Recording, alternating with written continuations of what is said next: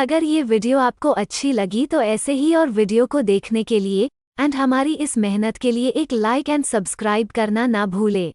Journey to the Earth of the Earth by Tizhani Doshi।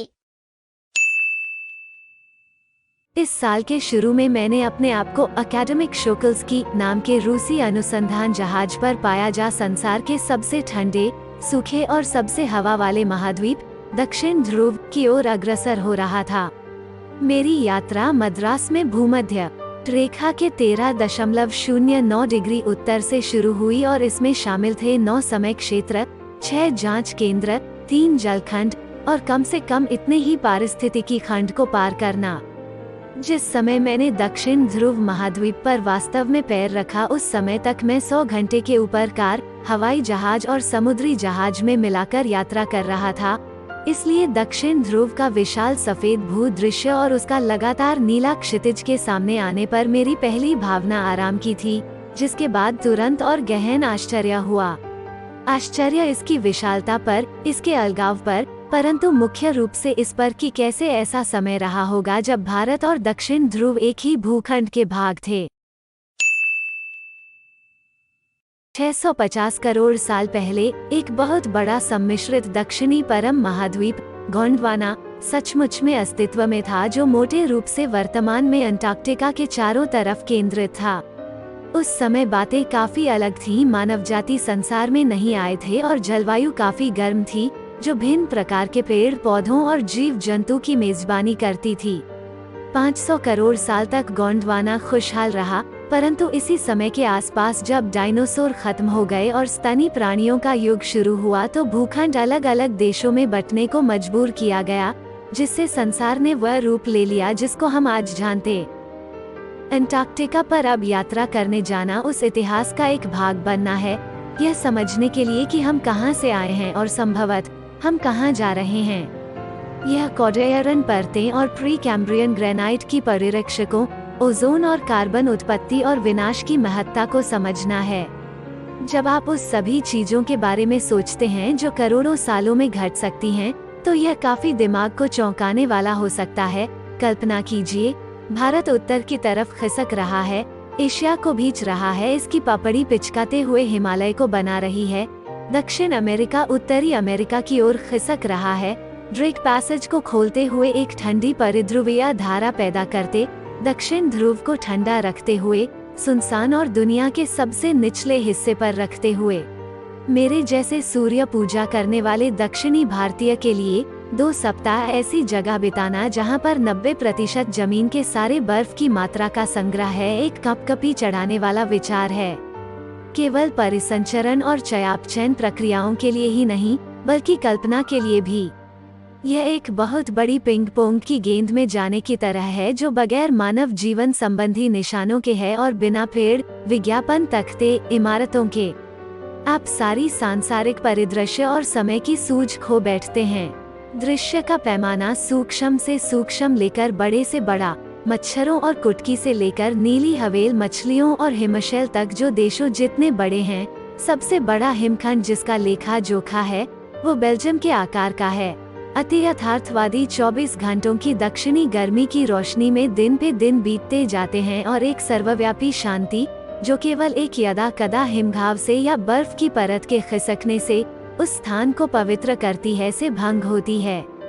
यह एक तल्लीनता है जो आपको भूमि की भूवैज्ञानिक इतिहास की पृष्ठभूमि में जाने को मजबूर कर देगी। जहां तक मानव का संबंध है, पूर्वानुमान अच्छा नहीं है। मानव सभ्यताएं महज 12,000 साल से अस्तित्व में आई हैं, जो कि भूवैज्ञानिक घड़ी में मुश्किल से कुछ ही सेकंड होंगे।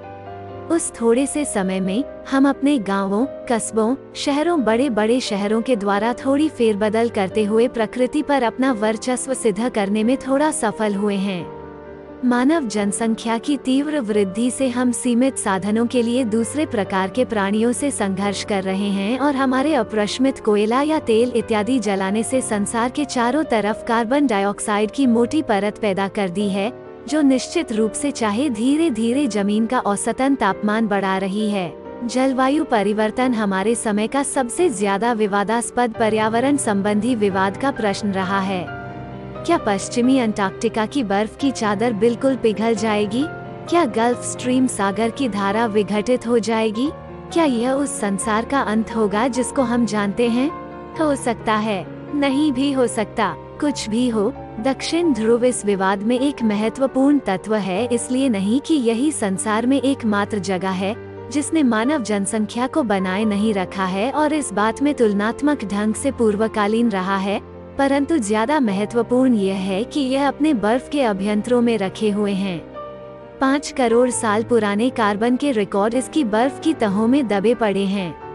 अगर हम जमीन के भूत, वर्तमान और भविष्य की जांच करना चाहते हैं तो अंटार्कटिका वो जगह है जहां हम जा सकते हैं। स्टूडेंट्स ऑन आइस, वो योजना जिस पर मैं शोकास्की पर काम कर रहा था, ठीक इसी उद्देश्य को करने का प्रयत्न करती है। वो है कि हम हाई स्कूल के विद्यार्थियों को संसार के छोर तक ले जाए और उनको प्रेरणात्मक शिक्षा संबंधी अवसर दे, जिससे उनको हमारे उपग्रह की समझ और उसके प्रति सम्मान पैदा करने में मदद मिलेगी। यह अब तक 6 साल से काम कर रहा है, जिसका नेतृत्व कनाडा के जेफ ग्रीन कर रहे हैं, जो प्रसिद्ध अवकाश प्राप्त साहूकार लोगों, जिज्ञासा अन्वेषकों को वहां ले जाते हुए थक चुके थे, जो केवल सीमित रूप से वापस कुछ दे सकते थे। स्टूडेंट्स ऑन आइस से वो नीति बनाने वालों की आने वाली पीढ़ी को जीवन परिवर्तन करने का अनुभव ऐसी उम्र में प्रदान कर रहा है जब वे आत्मसात करना, सीखना और सबसे महत्वपूर्ण कार्य करने के लिए तैयार हैं। योजना सफल होने का कारण यह है कि दक्षिण ध्रुव के पास कहीं भी जाना और उसका असर न होना एक असंभव बात है। अपनी अपनी अक्षांतर और रेखांश के आरामदायक प्रदेश में बैठे हुए ध्रुवी बर्फ टोप के पिघलने के बारे में अतितृप्त होना आसान है, परंतु जब आप आंखों के सामने हिमनदियों को पीछे हटते हुए और बर्फ के पिंड टूटते हुए देखेंगे तो आप महसूस करना शुरू कर देंगे कि जमीन का गर्म होना एक वास्तविकता है। अंटार्कटिका अपने परितंत्र और जीव विविधता की कमी के कारण यह अध्ययन करने के लिए परिपूर्ण स्थान है कि किस प्रकार वातावरण में परिवर्तनों के बड़े प्रभाव पड़ सकते हैं। सूक्ष्म पादप प्लवक लीजिए, समुद्र के ये वे घास हैं जो कि सारे सदर्न ओशन की खाद्य श्रृंखला का पोषण करते हैं और जीवित रखते हैं।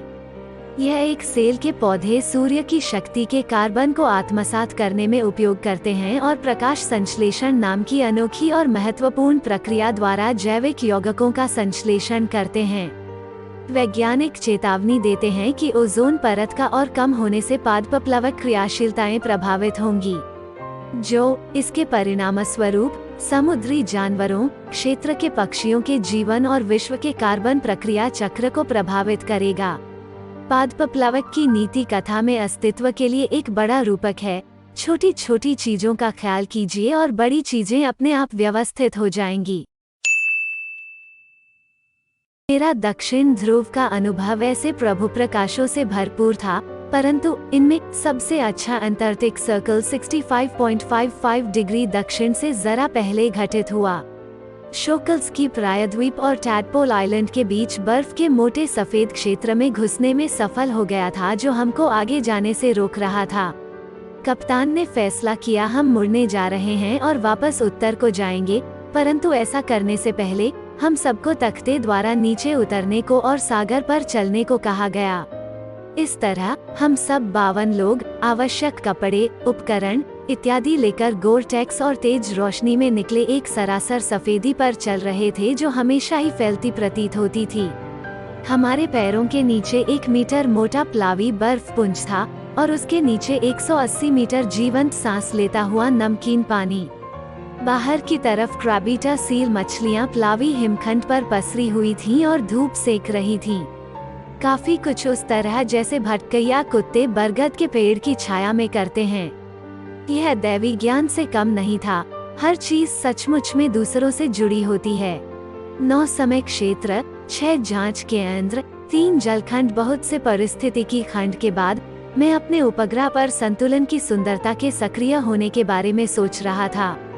कैसा होगा अगर अंटार्कटिका फिर वही गर्म स्थान बन जाए जैसा यह एक बार हुआ करता था? क्या हम इसे देखने के लिए जीवित होंगे या हम भी डायनासोर, विशालकाय जानवरों, ऊंदार गैंडों की तरह खत्म हो जाएंगे? कौन कहने वाला है? परंतु किशोरों के झुंड जिनमें संसार को बचाने का आदर्शवाद अब भी है। 2 सप्ताह व्यतीत करने के बाद जो कुछ परिवर्तन समय ला देता है। मैं कह सकता हूँ वो यह है कि लाखों सालों में काफी कुछ हो सकता है, परंतु कितना बड़ा परिवर्तन समय ला देता है।